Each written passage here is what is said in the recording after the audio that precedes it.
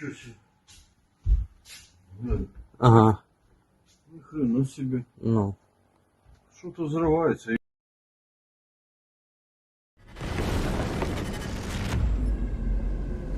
Ничего себе.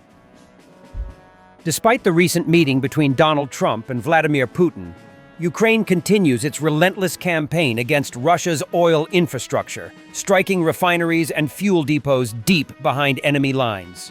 These attacks are aimed at crippling Moscow's energy lifeline and disrupting its war machine.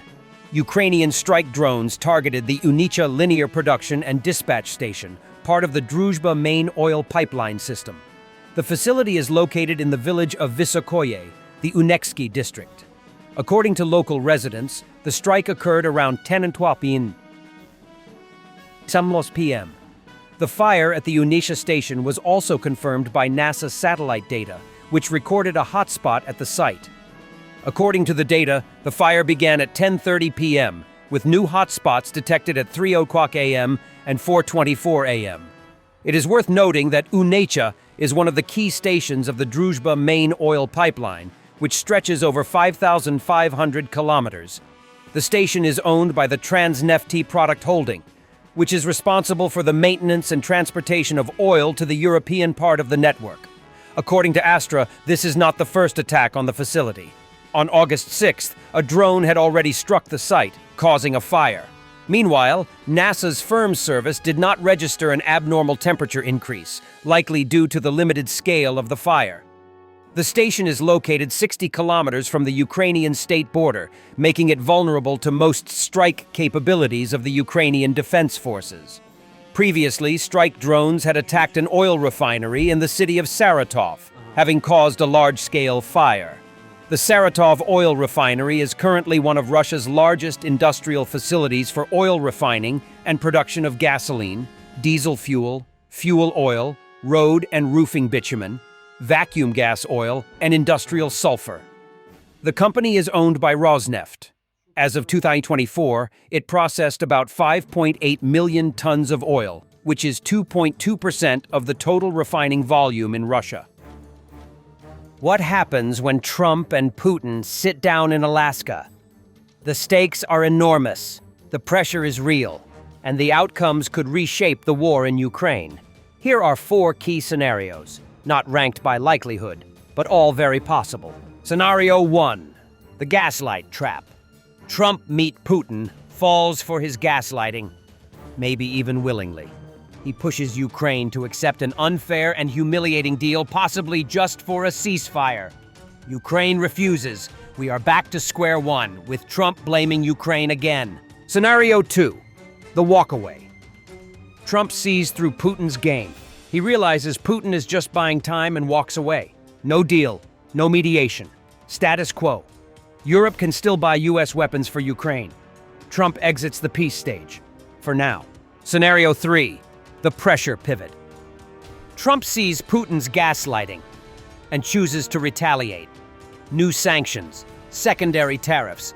Not very likely given Trump's past softness on Russia, but it's an option that could shift the pressure. The best potential outcome for Ukraine. Scenario 4.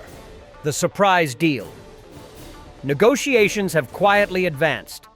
A ceasefire or some form of deal is signed in Alaska, or soon after. Quite unlikely.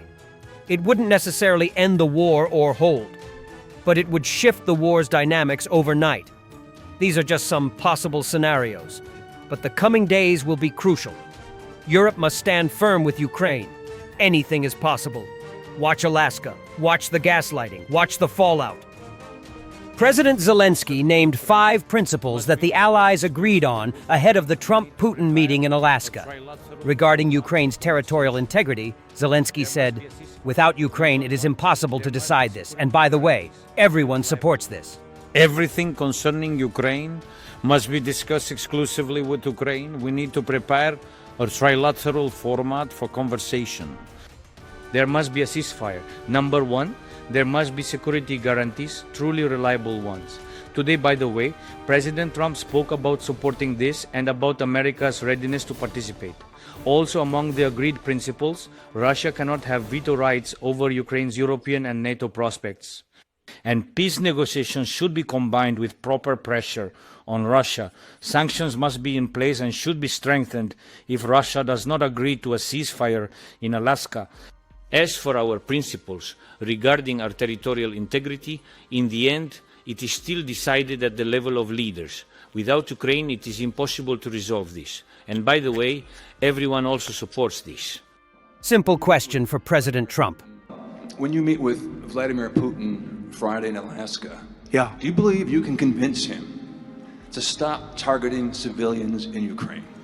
Well, I'll tell you what, I've had that conversation with him. I've had a lot of good conversations with him. Then I go home and I see that a rocket hit a nursing home or a rocket hit an apartment building and people are laying dead in the street. So I guess the answer to that is no, because I've had this conversation. I want to end the war. Agree to stop the war after your meeting on Friday? Yes, they will. Yeah. What will the There- consequences there will be be? consequences. Sanctions, tariffs? There will be, I don't have to say, there will be very severe consequences, yes. A Polish citizen suspected of intending to join the Russian army and fight against Ukraine was detained in Estonia after an attempt to illegally cross the border on the Narva River. The incident took place last week, on the night of August 5th, but it has been reported to the press only now. Estonian border guards noticed a Pole attempting to cross the Narva River toward Russia on an air mattress. They caught up with him and detained him, a 49-year-old Polish citizen. During the search, pro-Russian symbols were found on his person. Law enforcement officers opened a criminal investigation into the incident. The investigation further established that the man had arrived in Estonia from Serbia and intended to join the Russian army. The man was taken into custody for at least 2 months and charged under the article on participation or support of an act of aggression committed by a foreign state. Joining the Russian army poses an indirect threat to the security of Estonia and all EU member states.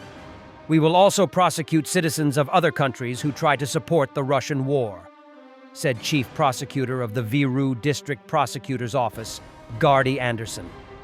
In July of this year, the Krakow Prosecutor's Office launched an investigation against a Polish citizen who is fighting on the side of the Russian Federation and spreading Russian propaganda. RMF24 reports. The former soldier is suspected of collaborating with Russian intelligence and spreading false and manipulative information in the interests of the Russian Federation. As a reminder, Poland has indicted a Belarusian citizen who wanted to cooperate with the Belarusian KGB and commit sabotage in the European Union. Thanks for watching, and don't forget to subscribe. Also, if you want to support Warthog Defense, please become our member and get early access to new videos, exclusive members-only videos, and become administrator in comments section. The membership link is in the description. Every day. We had a guy last week at 6 rescues in 6 days. You know, he's doing the job every day.